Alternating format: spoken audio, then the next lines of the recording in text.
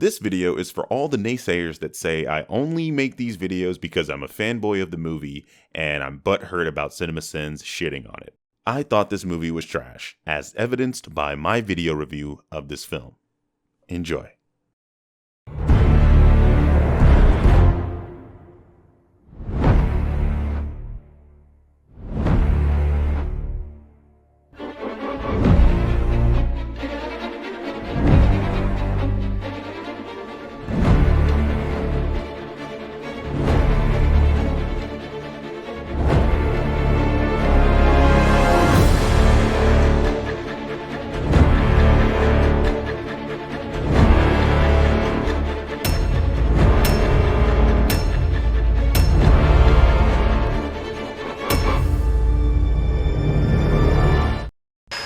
Sources tell us the world's energy resources will be fully exhausted within 5 years. 5 years? 5? That is so short a window it's basically not believable at all. That's actually not a short window. This implies that the world had been running short on supplies already, and that this was the last 5 years of that. Excluding birds, dinosaurs had a period of time where they only had 5 years left of existing. Was that too short of a window too? Tea dripping. Jeremy points out things that are happening on the screen cliché. What is he doing here? They're supposedly working through why the test failed, but they're all standing around holding nothing. No one's writing anything down. This looks like a pep talk more than anything else, and it's hilarious. He could be telling a dirty joke right now. Well, not everyone needs their handheld like you do, and these are the most renowned people in their field. I'm sure people like this don't need to write things down that they've been discussing for 2 years, buddy. Holy it was day 16, the test failed, and then the movie yada yada over 80 days. It's called a montage. Or would you like some exposition, so you can send that too? Can't wait until we see 10 Clover Knee Lane and the Clover Knee Paradox, both of which will have very little to do with Clover Knee. Ha! What a great joke, because her name is Clover and the movie is called Cloverfield. Yeah, I get it. Fantastic job there, dude. You're better than Dave Chappelle calling out stuff like that. Man, you're great. We only have enough fuel for 3 more firings. Always the fucking fuel, man. Jeremy references The Last Jedi. You can expect thumbs down for simply mentioning it because— Wait, Birdman. You've already said that in a previous video. I did? Which one? And who are you?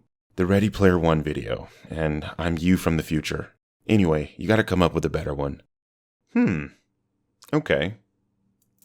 I've got it. Ready? On 3. 1, 2, 3. Jeremy has run out of material cliché. You know, it would have been cool, an expanded Cloverfield universe where the films were planned from the start to be part of the Cloverfield universe, instead of being bought square and shoved into a round hole. Removing a sin here because I 100% agree.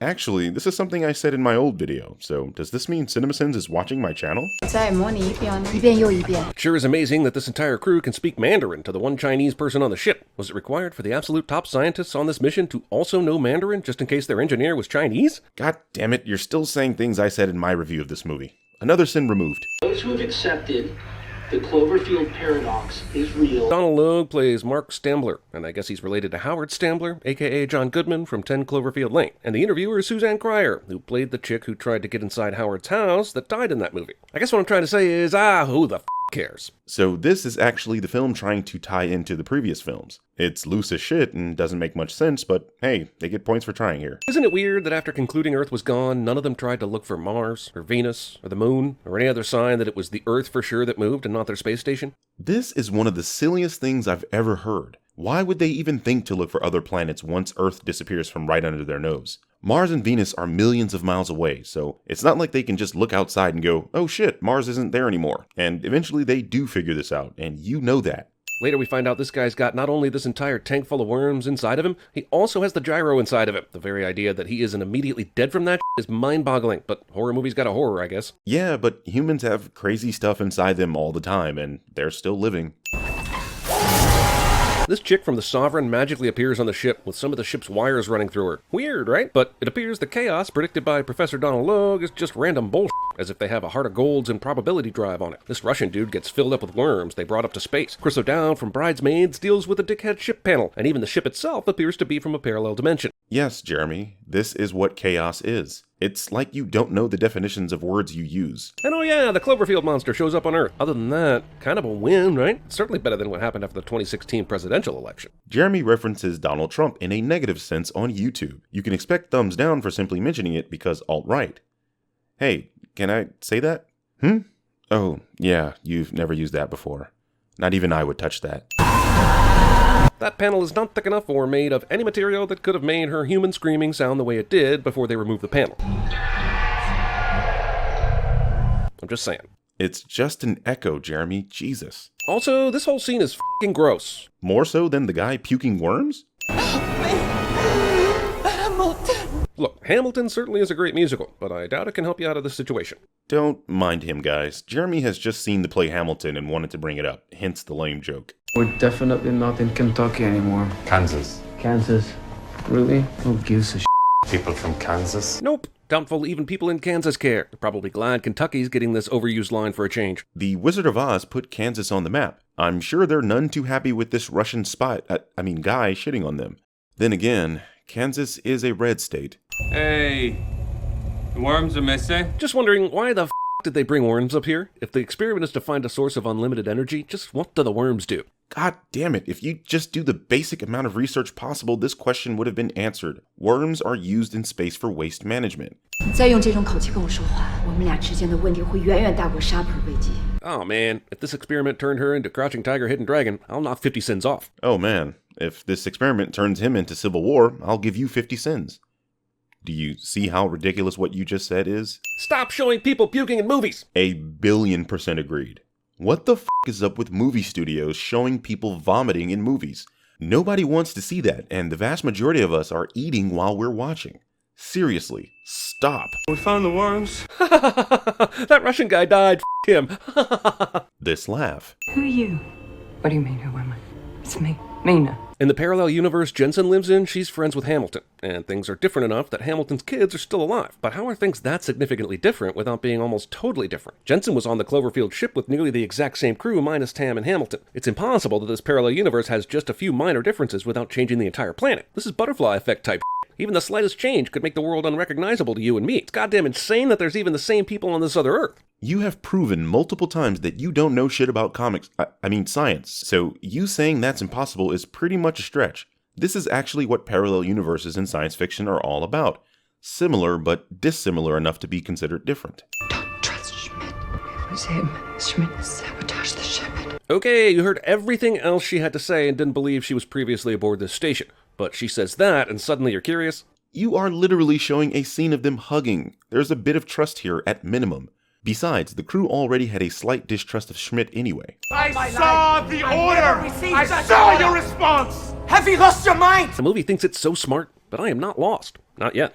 Clearly it was Schmidt in another reality that was a saboteur, but the one here was not, and it seems damn obvious. What's the word for when the characters take 3 times as long as the audience to reach conclusions that should be obvious? Ah, yes, I remember. It's called the Cloverfield Paradox. Even if it's obvious to the audience, the characters within the film are still struggling with the idea of there being a parallel universe. I mean, that's some heavy astrophysics there, and Neil deGrasse Tyson is nowhere to be found. I mean, is whatever causing this a horror movie villain? I get that dimensions are colliding and whatnot, but it seems to have a Freddy Krueger mindset. No, he's just at the wrong place at the wrong time. That's like asking, are you in a romantic comedy because a bird shits on your shoulder before an interview? Do you think there's any chance it might grow back? This is exactly what I said to my college girlfriend after we... Cutting yourself off during a sin? CinemaSins would be excellent at the Birdman. Particles interacting with each other across 2 dimensions. 2 distinct realities in a multiverse, fighting to occupy the same space, creating chaos. Or just mild inconveniences.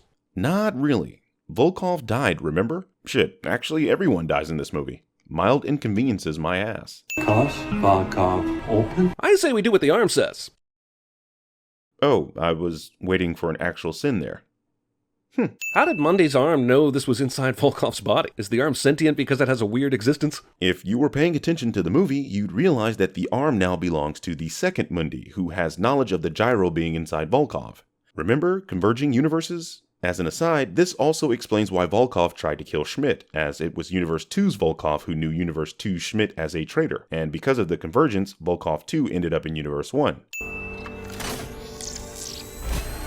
So we're hoping that the piece of equipment you found in someone's stomach is what's going to save the day. You can't sin the movie while you're shooting the movie. Don't you mean Mundy would be excellent at CinemaSins? And by excellent at CinemaSins, I mean stupid as hell, considering that thing they found in Volkov's stomach is exactly what they needed. Yeah, this movie sucks. It's not a mediocre space movie without a discount Titanic near drowning scene. What? Yeah, even you knew that shit was dumb. Nothing of mine would fit you, but try this. The only clothing that could fit the 6'3" tall Jensen is the equally tall Mundy. So why did she bother saying anything about her own clothes? Just say, these are Mundy's clothes, he's the only person tall enough on the ship to provide you clothing. Dude, that's what she just said. They're alive. Jesus Christ, Hamilton. You play the pronoun game more than actual pronouns do. You definitely play more pronoun games than Rudolph the Red-Nosed She. Fairly certain Rudolph was a male, but I guess if you're SJW, he can be anything, am I right? Ava, that's not your family down there, that's hers. I'm looking forward to the Cloverfield spin-off Gugu Mbata, Raw. You want to see two Gugus fighting for the right to be their living mother? Come see the raw emotion, the raw conflict, the souls bared raw. Rated raw. I mean R for raw. First of all, f***ing hell. And second, dude, are you seriously making fun of her name? Don't you have two first names, Jeremy Scott? Even with one stumpy arm, I think I can get this done. He sure has adjusted well and rapidly to having one arm. Like most people would need months of therapy. He's been cracking jokes about it since, 5 minutes after it happened. Because it happens. Arms leave. No need to be a pussy about it. I literally don't care what happens. Marvin the Martian and Michael Jordan could swing by and save the day and I'd be fine. Just so long as this thing f***ing ends. Okay, cool. Turn the movie off and we can end this Sins video right here. Nope. You've already done that one too. Really? Damn it. I had a whole bit with the phone and the president and the snake eater theme. It was going to be epic. Yep. Beat you to it. Here's a better one for you. Jeremy does this instead of f***ing Infinity War. Also, he'd be able to move it if he did the Mokhtar chant of strength. Jeremy makes a pop culture reference from Galaxy Quest? Jesus, every time we cut back to the husband and the little girl, an already boring movie grinds to a halt. Yeah, you should have done Infinity War, you f***. If you're asking me if I'm willing to kill 3 people to save 8 billion, wouldn't you? Actually, it's 8 billion and 2, Jensen. Remember, in your world, Hamilton's kids are alive. Son, that doesn't even make sense. They're a part of the 8 billion. You know what? Never mind. Guy who got shot holding a sudden pipe, ex machina. Jeremy doesn't know what ex machina means, ex machina. Also, Mundy is super dead, and we still never got a good explanation for the arm moving and thinking for itself. Again, the arm belongs to Mundy 2 of Universe 2.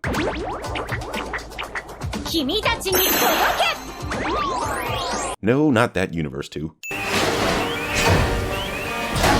Foos fight? Foo Fighters? Comedy, ladies and gentlemen. Also, Spider-Man and Iron Man called from Infinity War. And even though their movie came out after yours, they are owned by Marvel Disney Globo Gym and are still suing you for $1 jillion for stealing their idea they stole from you but tried to pass off as an Aliens reference. Bringing up Infinity War without having made that video yet. That's worth these many sins. GMR, I need you to look happy. Insanely happy. No, happy, damn you. You won't be happy, damn it. We need to juxtapose the two U's because it'll be dramatic and shit. No, happy. What the f*** is this nonsense? I mean, seriously. Why do you think my voice sounds like this these days? Fuck.